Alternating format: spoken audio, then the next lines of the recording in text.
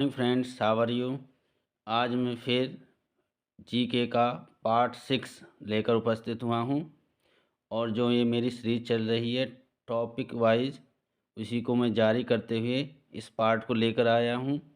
और अगर मेरी ये वीडियो आपको पसंद आती है तो मेरे चैनल को ज़्यादा से ज़्यादा शेयर करें और मेरी इस वीडियो को लाइक करें, कमेंट्स करें और मेरा मोटिवेशन बढ़ाएं।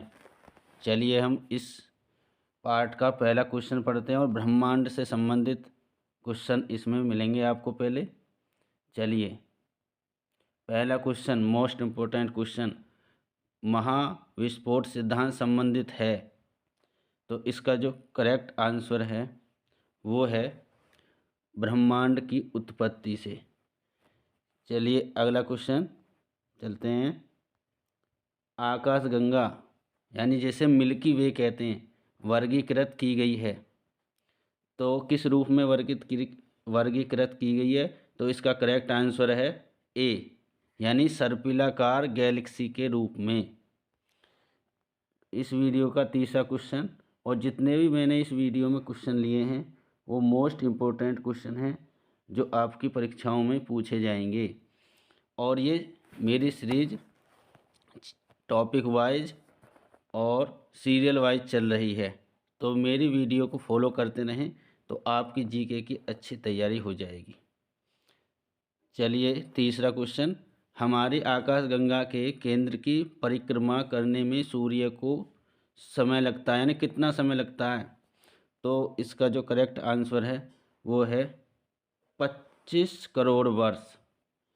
25 करोड़ वर्ष इसका करेक्ट आंसर है। चलिए आगे चलते हैं। तारे का रंग सूचक है, यानी तारे का जो रंग है वो किसका सूचक है? तो इसका जो करेक्ट आंसर है वो है डी, यानी कि उसके ताप का। ताप से ही निर्धारित होता है तारे का रंग।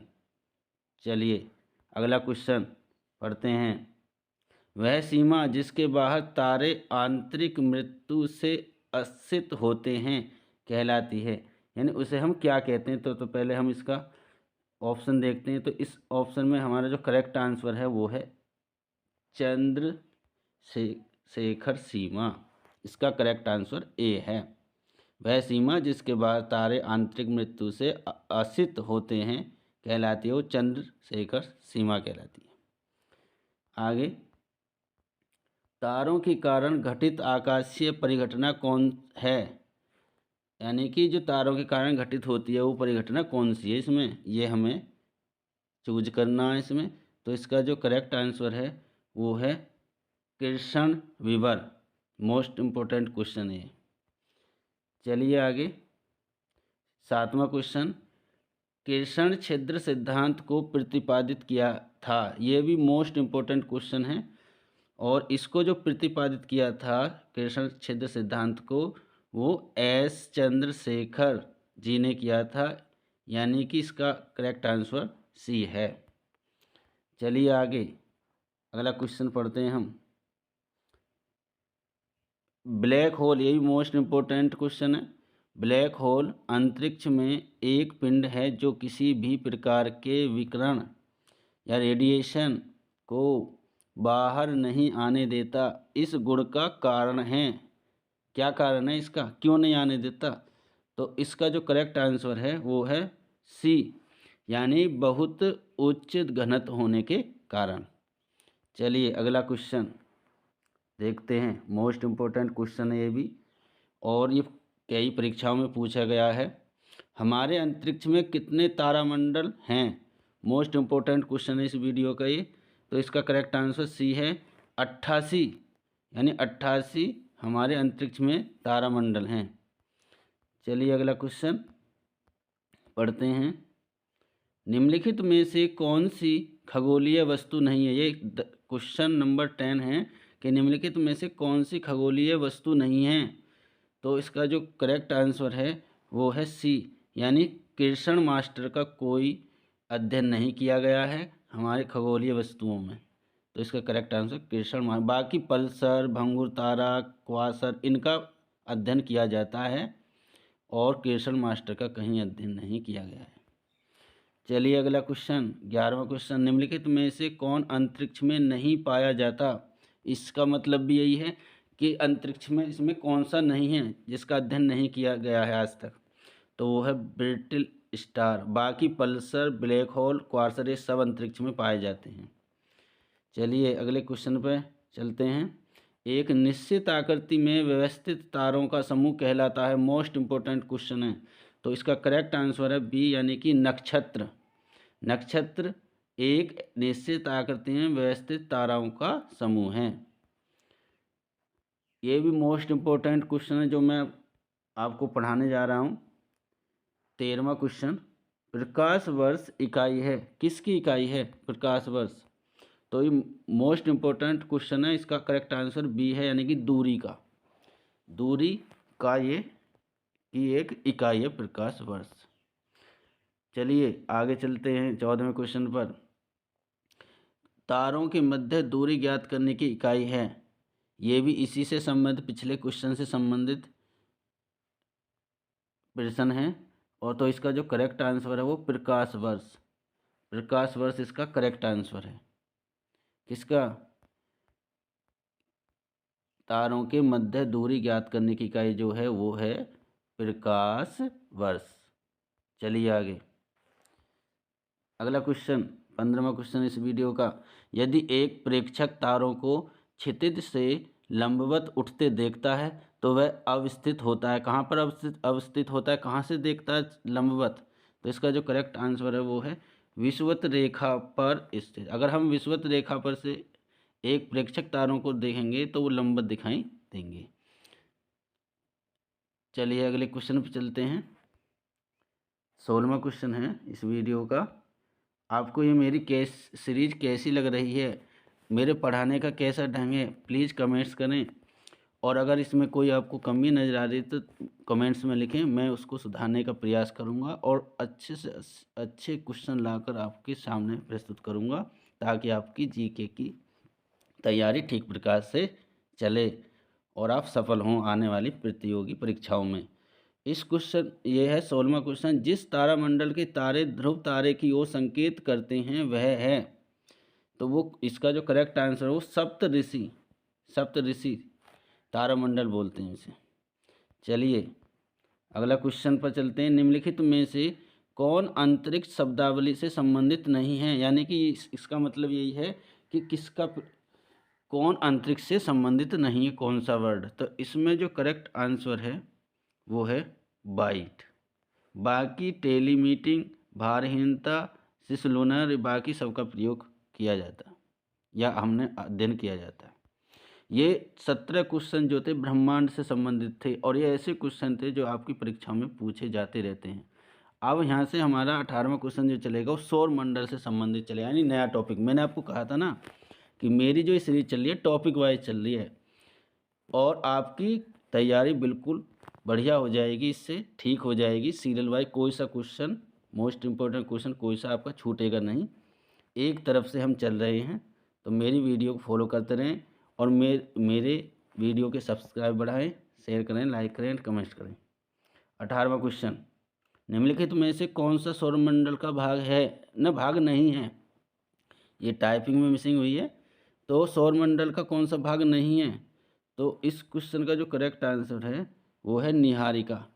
निहारिका यानी कि डी। बाकी क्षुद्र ग्रह हो गए, धूमकेतु हो गए, ग्रह हो गए, इनका अध्ययन किया जाता है, सौरमंडल के ये भाग हैं।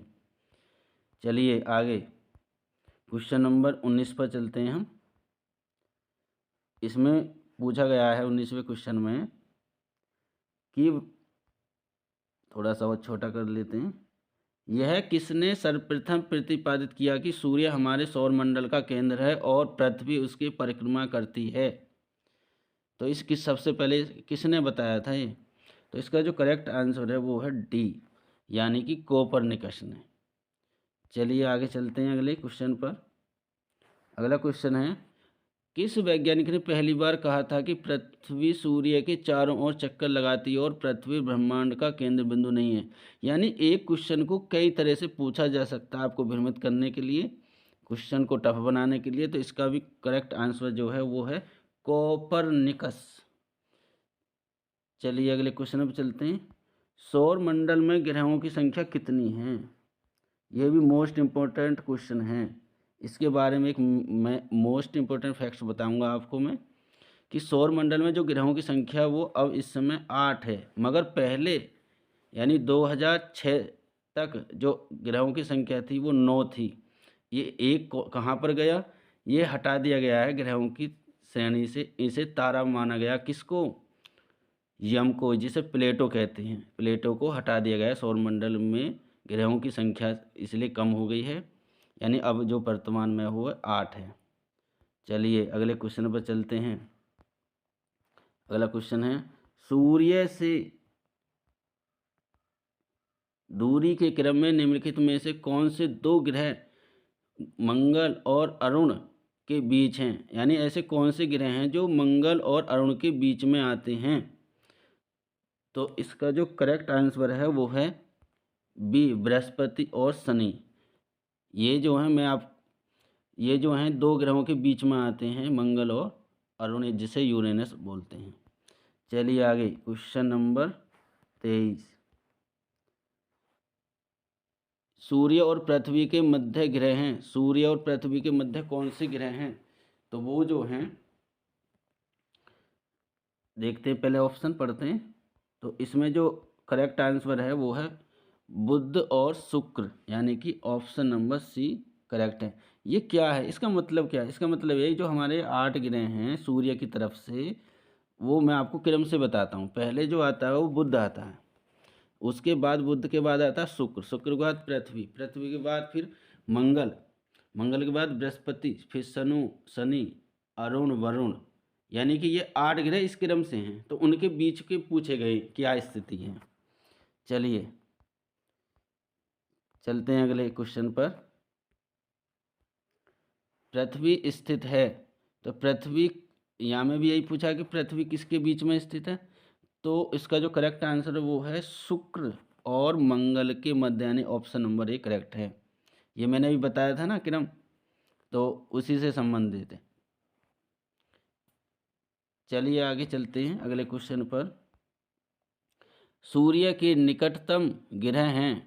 सूर्य के निकटतम ग्रह यानी सूर्य के निकटतम यानी निकट कौन सा ग्रह है? तो इसका करेक्ट आंसर बुध है। सबसे पहले बुध आता है, सूर्य के पास पड़ता है, नज़दीक। चलिए अगले क्वेश्चन पर चलते हैं। 26वां क्वेश्चन, हाइड्रोजन, हीलियम और मीथेन प्रमुख गैसें हैं जो विद्यमान होती हैं। किसमें है ये विद्यमान? हाइड्रोजन जो है, इसका जो करेक्ट आंसर है वो बी है। हाइड्रोजन बृहस्पति में पाई जाती है सबसे ज़्यादा, हीलियम शनि में, और मीथेन जो है मंगल पर, मंगल ग्रह पर सबसे ज़्यादा गैस पाई जाती है। चलिए अगला क्वेश्चन 27वां, निम्नलिखित में से कौन सा ग्रह सौरमंडल का नहीं है? तो इसका करेक्ट आंसर बी है, फ्लोरिडा कोई ग्रह नहीं है, बाकी बुध, शुक्र, शनि हैं। चलिए अगला क्वेश्चन 28वां क्वेश्चन इस वीडियो का। इसमें सूर्य के केंद्र में उपस्थित पदार्थ होते हैं। तो इसमें ऑप्शन यहाँ पर आ गया है साइड में, ठोस, द्रव तथा गैसीय अवस्थाओं में। ऑप्शन नंबर ए है, बी है जो हमारा गैस और प्लाज्मा के रूप में, और नीचे सी है केवल गैसीय अवस्था में, और डी है द्रव एवं गैसीय दोनों अवस्थाओं में। तो इस क्वेश्चन का जो करेक्ट आंसर है वो ये बी माना जाएगा। ए यहाँ पर दिया हुआ है, मिसिंग हो गई है टाइपिंग, सॉरी इसके लिए। गैस और प्लाज्मा के रूप में उपस्थित होता है पदार्थ सूर्य के केंद्र में। चलिए अगला क्वेश्चन, सूर्य की ऊर्जा उत्पन्न होती है। सूर्य की ऊर्जा किस सिद्धांत पर उत्पन्न होती है? तो नाभिकीय संलयन द्वारा। करेक्ट आंसर ये पूछा गया कई परीक्षाओं में, मोस्ट इम्पोर्टेंट क्वेश्चन है। चलिए अगले क्वेश्चन पर चलते हैं, देखते हैं अगला क्वेश्चन और इस वीडियो का लास्ट क्वेश्चन। हीरक वलय एक दृश्य है जिसे देखा जा सकता है। तो इसका जो करेक्ट आंसर है वो केवल पूर्णतया पथ चिन्ह के परिधीय क्षेत्रों पर देखा जा सकता है। तो ये मेरी वीडियो आपको कैसी लगी है प्लीज़ कमेंट्स करें और मेरा मोटिवेशन बढ़ाएं, मेरे चैनल को सब्सक्राइब करें। ये सीरीज आपकी कंटिन्यू रहेगी। थैंक्स।